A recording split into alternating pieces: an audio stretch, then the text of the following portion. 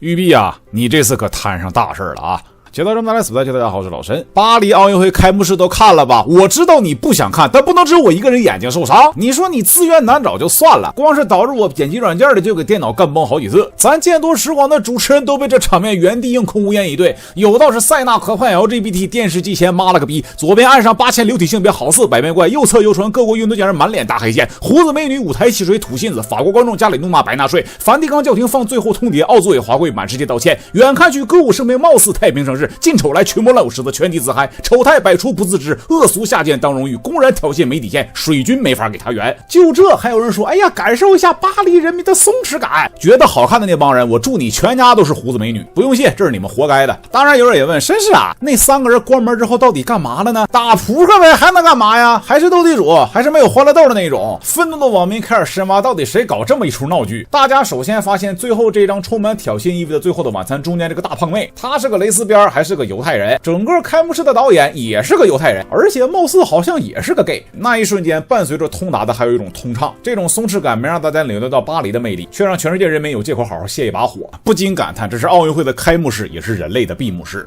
更有网友戏称蓝皮酒神让大家想起了西游记里的狮驼岭。你法国用开幕式为黑神话悟空提前打广告，我他妈是不是还得谢谢你？你们这帮逼不要因为自己没法生孩子就毒害别人的下一代好吧？那点逼脸全就饭吃了是吧？哎呀，当然在精神受到了无以复加的打击之后，其实很多玩家也在开幕式中看到了熟悉的一幕，让他们觉得自己这种平常不太关心政治也不太关心体育的人，也能在奥运会里有一些参与感。那就是整个奥运会中刺客信条的这一部分。你要非得评价的话，这一段的镜头调度，演员本身进行跑酷的感觉，在跑酷过程当中对整个巴黎市区的展示，以及最后这段点上火确实都非常有创意，让游戏玩家们也能开开心的告诉身边一起看奥运会的人，哎，你看这刺客信条大革命我玩过，巴黎那旮旯我熟，巴黎圣母院提我名好使，那地方重建还找玉碧要的建模，就是不知道玉碧这建模会不会卡 bug 让游客卡在墙里。所以有的人很庆幸，在这不太正常或者太不正常的奥运会开幕式中，终于有一些正常的部分可以看看了。好，各位现在冷静下来思考一下，你有没有考虑过，为什么看似正常的刺客信条能跟这帮妖魔鬼怪上同一个桌呢？这件事儿还要从7月末说起。国外的游戏资源都不太靠谱，但我们可以玩黑神话悟空啊！长时间观察下来，我们确信它可以创造一个国产3A的神话。相信在座大部分人已经预购好了，但应该还有一部分兄弟在观望。今天你来看我视频，这武大郎过门槛碰巧了吗？拼多多游戏季强势来袭，我特意联系官方为大家准备了一批名额，可以9块9秒杀 Steam 版黑神话悟空，轻松超低价入手热门3A 大作。哎妈，真香！活动真实有效，链接我放在视频下方和评论区置顶了。百闻不如一见，百见不如一玩，好的游戏永远值得我们用心体验。建议兄弟们都去入手游戏体验一把国产精品，这次活动非常难得，别错过啦！节奏的主体其实来自于之前育碧公布的《刺客信条影》，这部作品诞生之初就受到了高度关注，因为这次的主角是一位黑人，一直被 LGBTQ、IPK、UCDIW 恶心的玩家们当时就 PTSD 了，纷纷质问育碧你想干什么？你看你的公司都什么屌样了，你还不好好做游戏，你还整这些有完没完的花活，你是不是有毛病啊？其实你要是之前呢，这个事儿恐怕不会有那么大的反响，这事儿巧就巧的，它正好赶上国外玩家反对政治正确，所以在一众玩家的指责声中，我们看到了埃隆·马斯克，他明确指出 DEI 扼杀艺术。这一看马斯克都反对了，玩家们更起劲了，纷纷口诛笔伐，指责不断。而日本玩家对此事深恶痛绝的程度尤甚，他们提出质疑，育碧你这个角色是编的，而且你在一个全球发行的游戏里让一位黑人砍杀日本人，你肚脐眼放屁菊花塞哑炮，你是怎么想的？然后啊 IGN 哎，这怎么又是你呀？在这混沌的战场中发文力挺刺客信条影，亚裔不应只满足当武士。当然我严重怀疑，正是因为刺客信条影刺激了很多日本玩家，所以这位 IGN 的编辑才要力挺刺客信条影。因为这个编辑他是个韩裔，他在文章中表示，不要因为刺客信条影里男主不是亚裔而假装生气，仅仅在增加一个日本武士英雄对亚洲角色的代表性毫无帮助。意思就是你不要因为本来属于你们的职业被别的族裔给抢了就不开心，亚洲角色的形象应该更加细致化呀。同时还进行了多元化的呼吁，希望大家拓宽视野，还有什么武士这个形象够多了已经没意思了之类的。同时有人认同黑人武士这个设定，比如日本历史学家平山优，他就觉得呀，虽然相关文献比较少，但毫无疑问迷柱是一名为织田信长效力的武士。大家记住啊，这个毫无疑问一会儿要考啊，看得出来双方各执一词，玩家们对黑人武士的存在存疑，而官方和各个貌似权威的人反复强调这一切都是基于史实。那育碧的游戏你还没玩过吗？那巴黎圣母院重建都跟我们要模型帮着参考，你说我们没还原史实吗？听起来似乎也没有什么太大的问题，毕竟视听权也不在玩家手上，所以尽管很愤怒，但玩家们想了想自己的声音呢，恐怕也没有更大的帮助，就准备偃旗息鼓，然后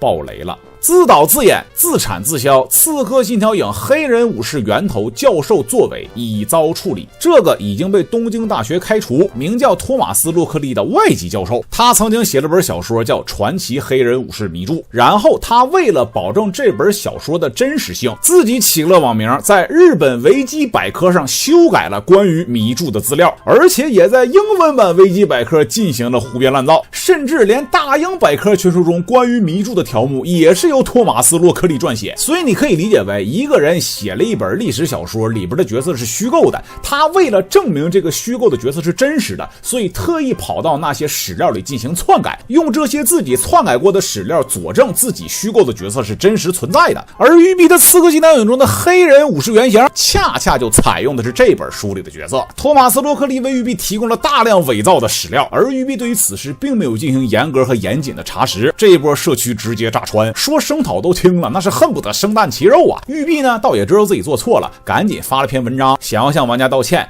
但是这篇文章非常的洋怪气儿。自从刺客信条影发布以来，我们收到了许多积极的反应，但也收到了一些批评，包括来自你们，我们的日本玩家。我们分享您对历史的热情，并深深的尊重您对丰富遗产的历史和文化完整性的关心。我们的目的从来不是将我们的任何刺客信条游戏，包括刺客信条影，作为历史或历史人物的事实再现。相反，我们的目标是激发好奇心，鼓励玩家探索和了解更多我们受到启发的历史背景。我给你翻译一下，育碧的意思是，在游戏里寻找真实，你是否搞错了什么？要不是因为我们做了刺客信条影，你们也没机会知道这个人是虚构的呀。我们在用行动帮各位勘误历史，这有错吗？不是，你育碧不他妈自己一直自诩自己做的是史实吗？这砸自己口碑的事儿都能丧事喜办，我是真佩服你们这帮白皮呀！各个地方的老哥也开始发文声讨，其中也包括咱们之前经常提到的 Grunzy， 他直接发文批评育碧的刺客信条影篡改历史。那么日本玩家对于育碧的道歉是怎么回应的呢？首先有一批人把这个事儿直接告到外务省去了，然后有一批玩家说不要再对西方抱有幻想，他们根本打心底里从骨子上就不尊重咱们亚洲的文化和历史背景。然后第三种玩家呢，在骂腾讯。What the fuck？ 为什么在骂腾讯？这些玩家认为腾讯是育碧的股东，所以肯定是腾讯干的，一定是腾讯在搞历史虚无主义。不是哥们儿，你有这上网的时间和钱，治脑子呗。这互联网上没有你流量的东西了，你是生可乐喝多了还是夜光生物圈炫大了？就算人类曾经是后口动物，有的人会返祖，你也不能张嘴就放屁啊！你是近亲繁殖的恶果，还是脑子连正常一泡想就脑子空空的废物啊？你咋不说当初腾讯不融资，育碧早就死为旺迪手里了呢？虽然现在看起来还他妈不如死为旺迪手里呢。你看，这就是以己度人的典范。他们为啥总说别人搞历史虚无主义？他们自己最懂什么是历史虚无主义。他们的小的连这边都放下那脑袋，肯定这么想：骂不了洋人，我还骂不了你。也对，你寄希望于一些小鬼子，不贵洋人，那难度堪比教狗说人话，甚至后者可能还要更简单一点。那这时你不禁会问了，为什么育碧他要冒着这么大的风险在游戏里搞多元化呢？那这就不得不提之前有人挖出的刺客信条影的制作团队，无论是首席编剧、多元化团队、叙事总监，再到关卡设计师，他就没有一个不正确的。甚至育碧还为刺客信条影雇佣了 LGBTQIAPK+UCDIW 活动家担任顾问，